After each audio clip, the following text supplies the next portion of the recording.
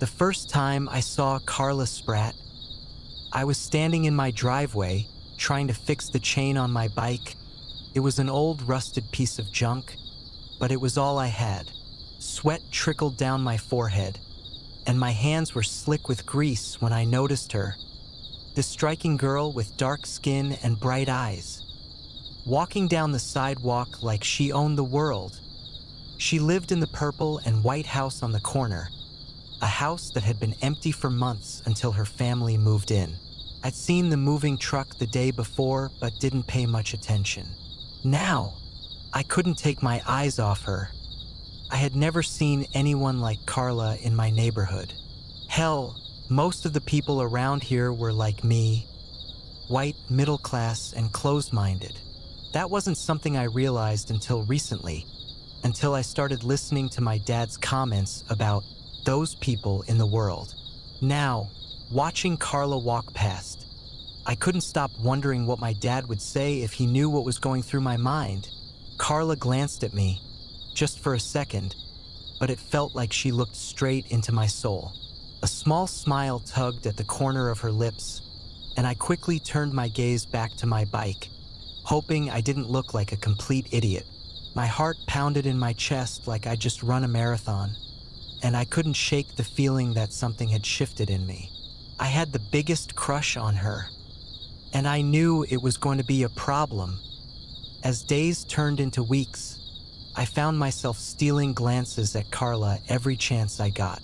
We ended up at the same school, but she stayed mostly to herself. Couldn't blame her. People in our town weren't exactly welcoming to outsiders, especially when they didn't look like everyone else. One afternoon, I worked up the nerve to talk to her.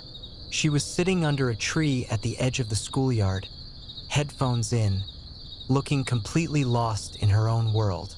My legs felt like jelly as I approached her, but I couldn't stop myself. "Hey," I said, barely loud enough to be heard.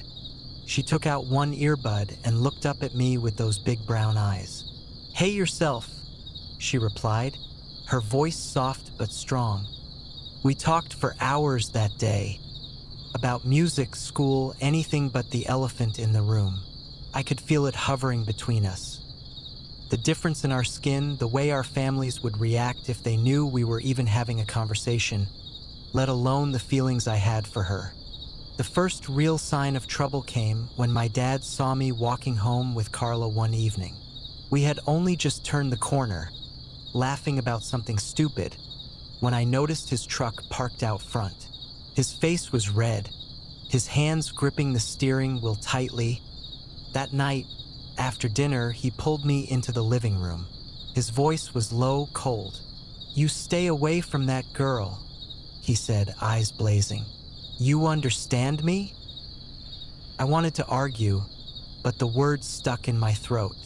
My dad had never been violent, but I could see the anger simmering just beneath the surface. I wasn't sure what he'd do if I defied him.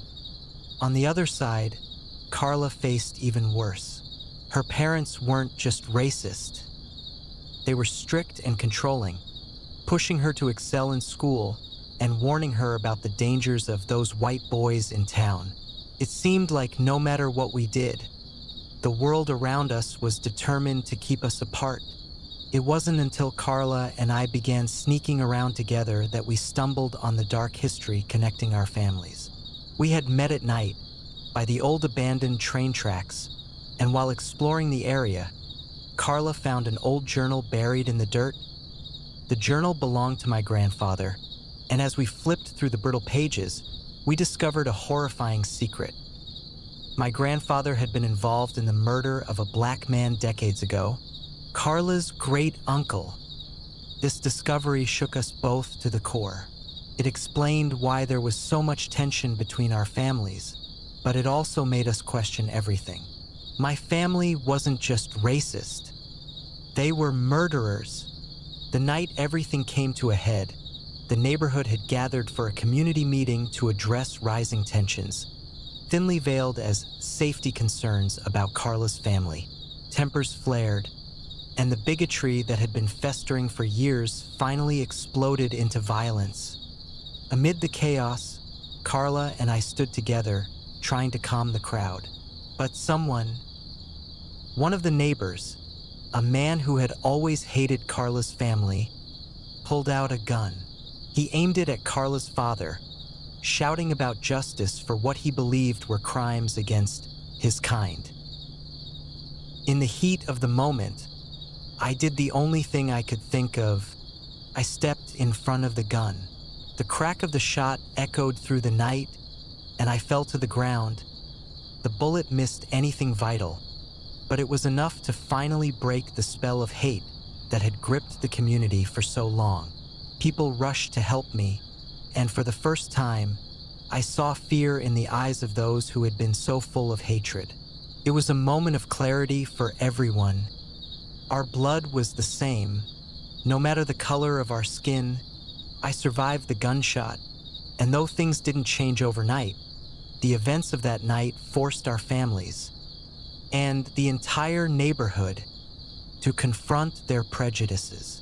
Secrets had come to light, and the murder that connected our families was finally brought to justice. As for Carla and me, we're still together, still fighting for our place in a world that wasn't made for us. But now we have hope, and sometimes that's enough.